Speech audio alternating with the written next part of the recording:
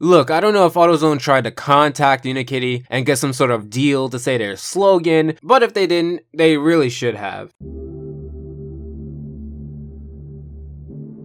Heyo, what is up everyone? It is the ALPHAJ of the ALPHAJ Show, and today we have another Amino sponsored video. This time talking about Unikitty and the Unikitty Amino. Like my Gumball review, this review is brought to you guys thanks to Amino, and if you don't know, Amino is a great app that I use often that is full of different communities for all types of interests that you may have. Today, I want to shine light on the Unikitty Amino, as you see here on the screen. Like any other Amino community, you can share your thoughts, talk to people who are interested in the episode that you're interested in, like this episode of Unikitty, participate in polls, chat in real-time public chat rooms, take quizzes, scroll through the featured feed for some of their best and recent content that they offer, and so much more. You can even chat with me, as I am in this Amino, and I joined very recently, and so far I've really enjoyed browsing and checking out posts from other people in the community. The best part is that it's a free app with a large community, and over 1 million different Aminos, so if you want to check it out, the link is in the description and my pinned comment, so let them know I sent you over. So the episode starts off with them playing a very similar game to the one that they played in Teen Titans Go, Más y Menos, where you just have a whole bunch of people and they're all being controlled by different characters in a side-scrolling game where they have to work together to defeat a boss. You know, there's many more video games out there with different titles. The episode, however, masterfully depicts the personalities of each of the main characters. Unikitty and Puppycorn are just happy playing the game and enjoying time with their friends. Hawkodile enjoys the concept of saving a damsel in distress, which is interesting because it makes the character consistent, like in the Action Force review that I did a while back. And Richard isn't really interested in the video game, but is much more interested in the game's manual and how the instructions are very neatly organized. Dr. Fox, however, is much more interested in working on the experiment that she's working on. I do like how the episode shows you that each character, more or less, would act like on a typical day in the Uni Kingdom. Also, just because my channel has unintentional themes of calling out couples, Hawkodile points out that there is not only a controller that no one's using, but an empty seat on the couch next to him. There has been other episodes that go deeper into Hawkodile's crush on Dr. Fox, and I may cover them to show how it differs from other shows, but for this episode, it actually takes a back seat until around the end. Note here how Dr. Fox is trying to fix a security system that thinks everyone is a threat, because as Unikitty gets more and more frustrated by the game, she actually gets targeted. Hold on, I got this!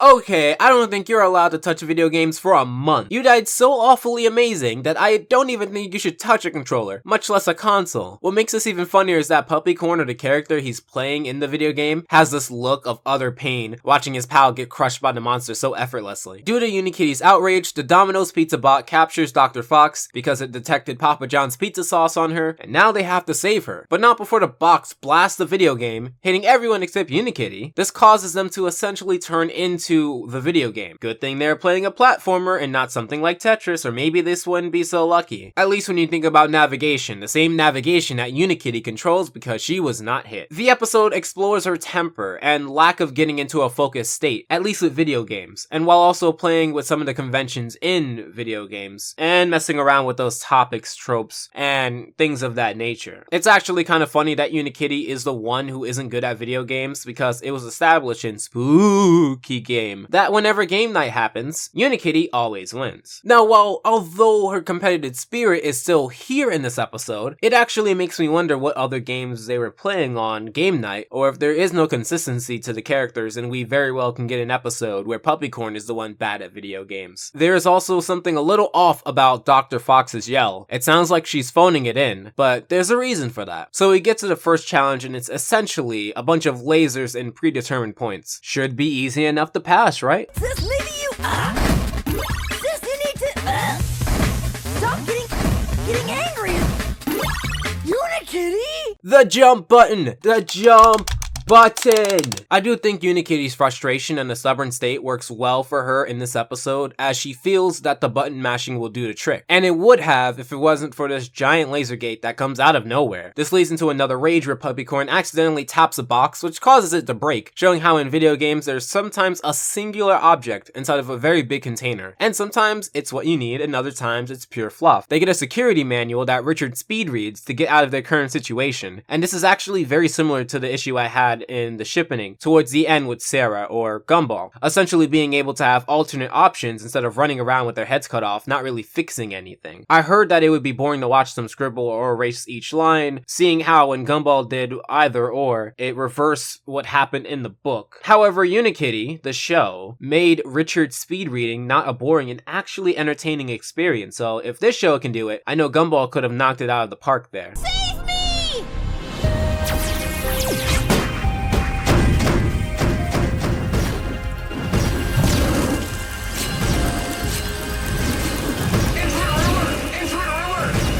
Oh, that's fine. Just use the security manual. Even though the book was pretty large and had multiple pages of information, there isn't anything to deactivate this part of the map, and even if there were, it ruined the story. Oh, alright. Let's open some crates and find some other extra items. Wait, what's that? There aren't really any crates, and even if there were, it'd make the story repetitive? Oh, alright.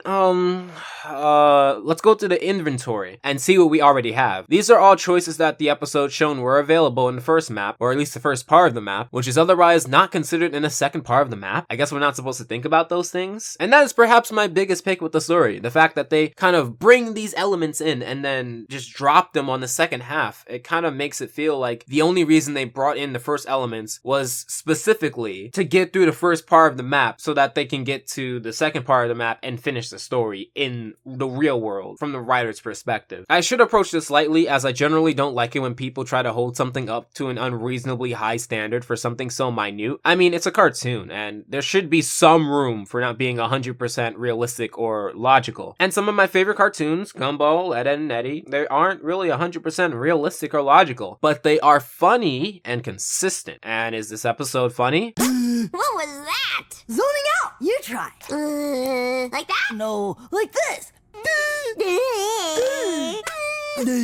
Like that? More like I suppose. However, is it consistent? I'm not expecting Unikitty to go full gamer and look around, try out things, test out buttons, but at least a nod to the previous few minutes would go miles ahead of what they think, because it makes it appear that the only reason Richard read the manual is purely to get the characters into the next spot, like I said earlier. I do understand the idea of Unikitty not remembering these things, but Puppycorn is there, and not in combat. Does he have nothing to add? As Richard essentially died from her attempts to get Hawkodile over the pit he couldn't possibly jump, she gets into Puzzle! Can you put my hand on your shoulder?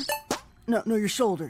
No, sis, just a little down. We're trapped in this real-life video game, which is actually pretty rad. But this is our last chance. I know, button mashing isn't working. I'm so sorry, little bro, you're right. And with that, she actually gets past the obstacles in a very cool scene. Oh, and I should probably talk about the art style. Some people have complained that this isn't true pixel art style, and to that I say, is actually less important for the episode to get it 100% genuine, because the purpose of the style is to indicate that they are in a video game and thus cannot control their actions. Therefore, the style they went for, it gets the point across. And that complaint is sort of what I was talking about with how some people want things to be 100% realistic or at least 100% logical, and it honestly doesn't matter that much. It's more about the gameplay and Unikitty's stubbornness than it is about true graphics. It's just an element in the story. But now Hawkodile gets to the final boss, the Domino's Pizza Bot, the one that if it doesn't kill you within 30 minutes, your murder is essentially free. Wouldn't it be hilarious if Hawkodile got pwned the same way the character Unikitty played in the beginning video game did? However, because Unikitty is perfect at video games, and Hawkodile and the Domino's Bot have a really neat action scene, it actually ends like so. Oh, Hawkodile, thank you for helping me test out my new security system. I was going to rescue you. Not necessary.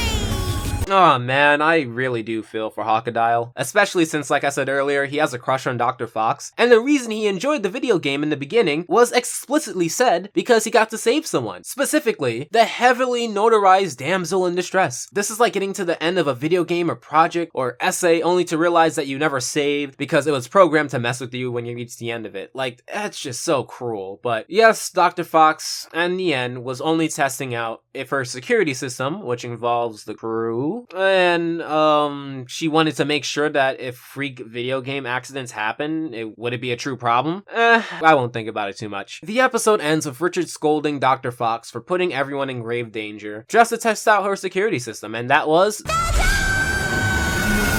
Overall, I think The Zone was a pretty alright episode. It certainly isn't as good as Action Force, which is still one of my favorite episodes of Unikitty that I reviewed much earlier. Special thanks to the people at Amino who helped me out, and it would mean a lot to me if you told me what you think. Did you like The Zone? Let me know in the comments down below. Special thanks to the patrons that support me in the month of May. I promise I'll read out all of you lovely folks in the next video as this one was sponsored. In the spirit of world domination, and also thank you guys for 80,000 subscribers. I do have something special planned. But until then, make sure to follow me at The ALPHAJ Show on Twitter and go into my request video for any other topic that you think I should cover. If you really like this video, consider checking out my other Unikitty review or my reviews playlist for general binging. Make sure to subscribe, and I'll talk to you guys next time.